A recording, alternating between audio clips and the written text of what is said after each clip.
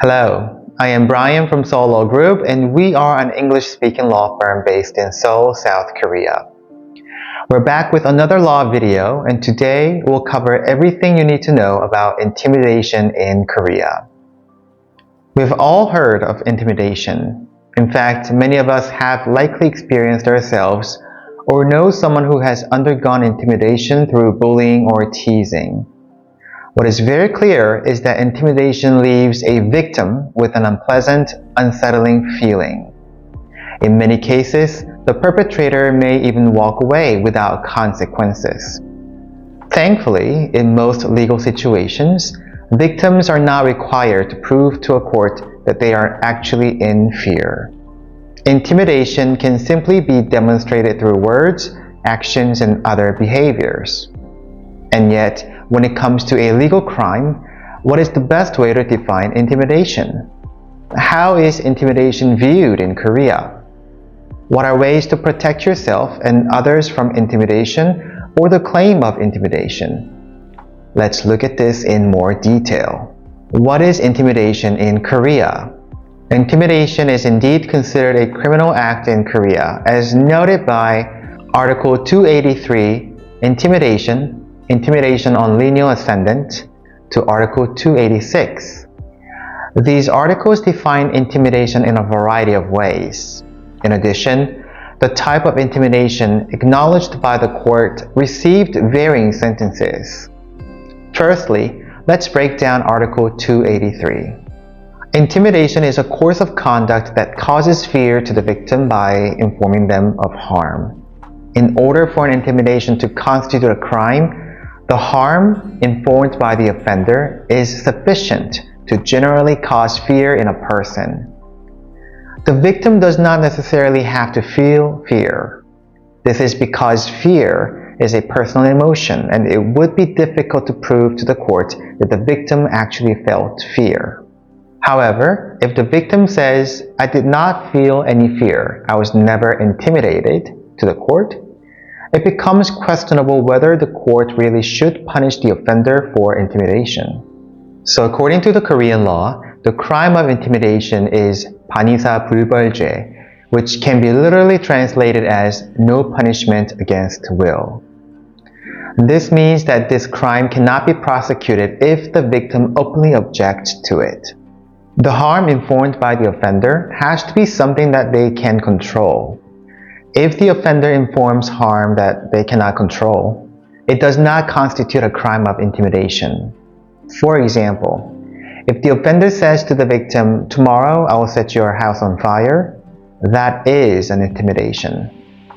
But if the offender says, "Tomorrow your house will be struck by lightning fall from the sky," it is not an intimidation, even if the victim felt actual fear from the statement, because the lightning from the sky is not something the offender can control. On the other hand, even if the offender informs harm that they can control, it does not constitute a crime of intimidation if it is a legitimate exercise of rights or performance of duties.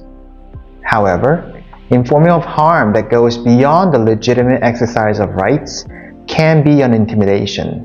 Also, the way to inform harm to the victim does not have to be verbal. Pointing a knife or a gun at someone is a clear indication of intent to stab or shoot them, so it can itself be an intimidation by causing fear to the victim. These kind of intimidation, which involves dangerous weapons, can be much more serious than verbal intimidation.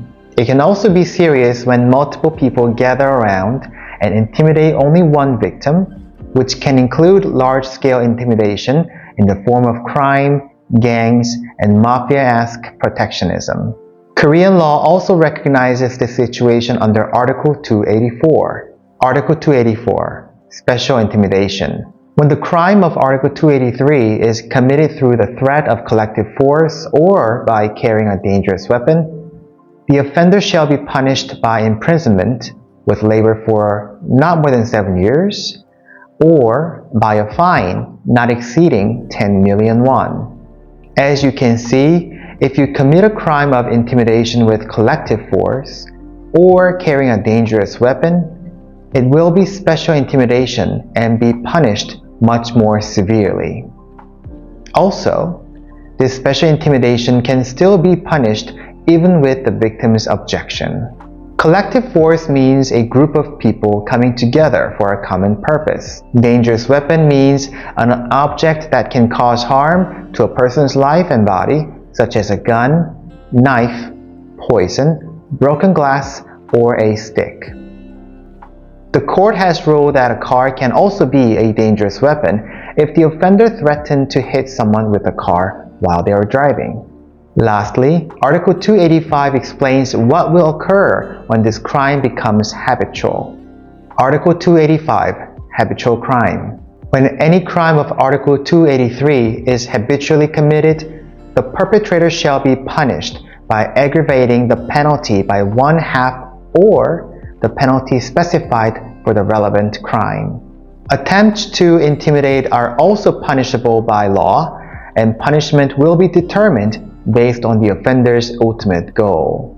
When determining whether or not the intimidation is beyond an acceptable social standard, a variety of factors will be considered. Firstly, the relationship between the offender and the victim will be taken into consideration. In addition, the difference in the two parties' socioeconomic status is also considered by the court. Lastly, any mentions of physical, financial, emotional, or psychological harm will be considered, even if the offender has not actually committed these. It is necessary to carefully examine these circumstances in order to reach a more fair outcome for both parties. Well, I hope this video was useful for you. If you have any questions or concerns about intimidation in Korea, let us know in the comment section below, and you can find more information on seullawgroup.com. Don't forget to like, subscribe to our channel, and turn on the notification bell for more Korean law videos, and we hope to see you next time. Goodbye.